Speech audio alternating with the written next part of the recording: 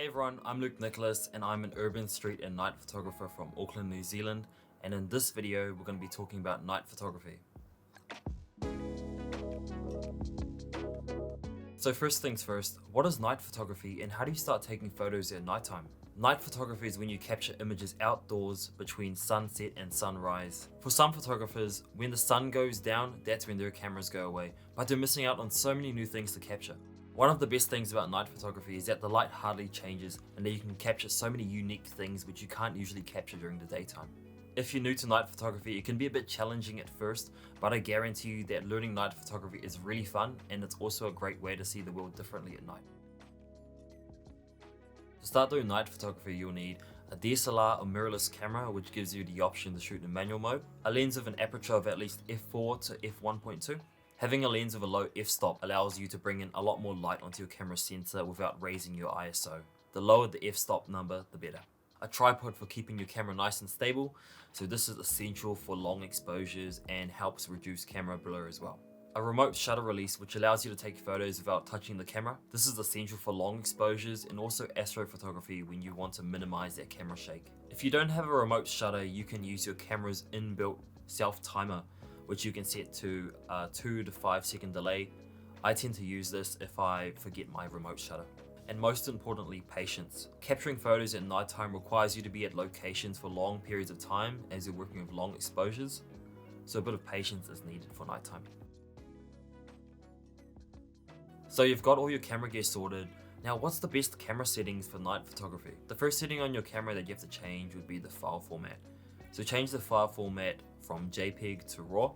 Changing your file format to this gives you the most flexibility when you're out photographing different scenes at night, as RAW files collect more data compared to JPEGs. Shooting in RAW gives you more control over certain elements like lighting, colors, and shadows when you're editing your photos back in Lightroom. Switch your camera to manual mode. Shooting in manual gives you full creative control over the type of photos that you take, and it's also a great way to have an understanding of how your camera works. Here are some night photography settings that I recommend you try out next time you're in a city. So cityscapes are a great subject to photograph when you're starting out at night photography. Some settings I'd recommend for this one would be manual mode, a shutter speed of about 20 to 30 seconds, so you will need a tripod, an ISO of about 100 to 400, the lower the ISO the better, but this depends on the amount of light on the scene, and an aperture of about f8 to f11, which helps keep the whole scene in focus. Here's a tip: if you're photographing subjects such as the city skyline or the Milky Way, switch your camera lens to manual so you can manually focus on the subject and nail your focus every time. I'm sure you've seen those photos where there's an item or object in focus while the whole background is blurred out. To get these type of shots, try out these settings: manual mode, shutter speed of about 1/30 to 1/50, an ISO of about 400 to 800, and a low aperture, so I would aim about f4 to 1.4.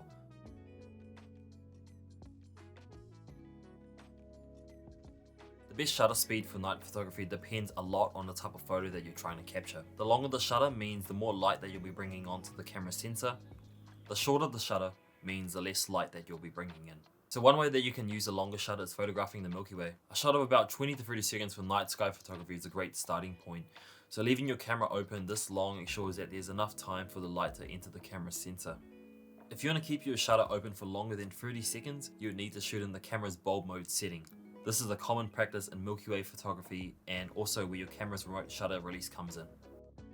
A situation where you'd want a faster shutter speed is when you're out doing night street photography, as you'll be capturing unique moments such as a subject, car, or object passing by in the frame.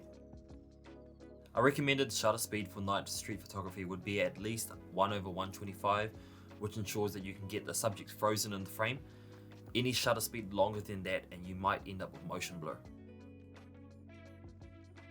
So next time you're out, have a walk around and see what catches your eye. Street signs, cars, subjects, lighting, anything that you might find interesting on the street, and photograph it. There's no right or wrong way when you're out photographing at night. When I'm out in the city, I always like to capture movement and energy in my photos, even when there aren't people in the frame. Here's a few tips for next time when you're taking photos at night. Have a look for surfaces which might reflect light when you're out. Metal, glass, or puddles from the rain. You would be amazed at how much your photo can change if you add a reflection to it. Instead of taking your photos straight on, get low or high. You'd be surprised of how different and unique your photos will turn out. Night photography is all about experimenting with the amount of light given to you at any given moment. Some of my favorite photos of all time were taken due to me experimenting with light and also having fun with the process. So you've taken your photos, you've come back home, loaded them up onto your computer, but some of them have turned out noisy. How do you fix that?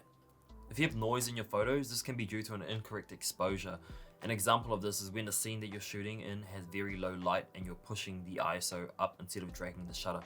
To reduce noise in camera, you would need to either adjust the light on your subject or shoot it at a longer exposure and lower the ISO, meaning that you would need to place your camera on a tripod.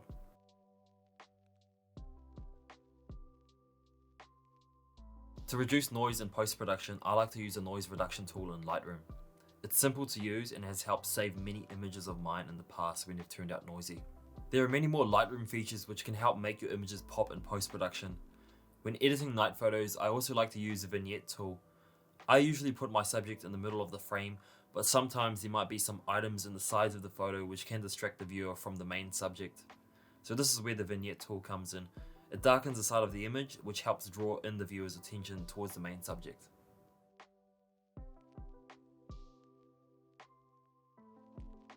The most common causes of blurry photos can be from a slow shutter or from your camera missing its focus on the subject. To reduce blurry photos on your camera, make sure that your shutter is fast enough to eliminate the camera blur or shake. If your photos are turning out blurry due to the focus on your camera, make sure that the subject that you're trying to photograph is pretty well lit so your camera's autofocus system can catch focus onto it. If you're photographing in darkness, it would help to have a torch on hand which can help light up your subject as well. So that's all you need to know about taking photos at night. I hope you learned something new and have the knowledge for next time when you're out taking photos. Don't forget to head out and try these night photography tips. The more that you head out and practice, the better you'll be as a photographer. Thank you for watching. If you want to see more of my work, I can be found on Instagram or TikTok. I'm Luke Nicholas. See ya.